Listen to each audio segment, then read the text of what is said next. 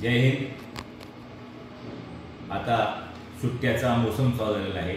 बऱ्याच 10वी 12वीच्या परीक्षा संपत आलेल्या आहेत। तर सर्व नागरिकांना आव्हान आहे की आपण ज्यावेळेस आपलं सुट्ट्या जात असताना आपण आपल्या शेजाऱ्यांना ते अवगत करावं। जर आपल्याकडे मौल्यवान वस्तू घरी असतील तर ते आपण बँकेच्या लॉकरमध्ये सुरक्षित ठेवावे आणि आपण आपल्या जवळच्या पोलिसांना देखील माहिती दिली तर ते स्वागतच आहे।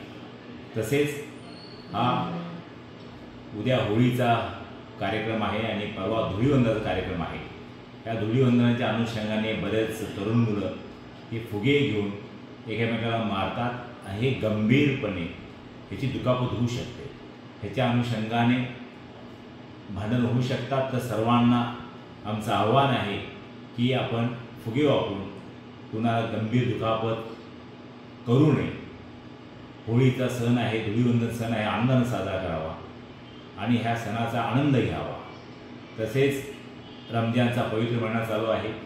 आपल्या वागण्यातून कुठलंही दुष्कृत्य होऊ नये आणि सर्व समाज बांधव आनंदाने राहावे असं आम्ही आपल्याला आवाहन करतो।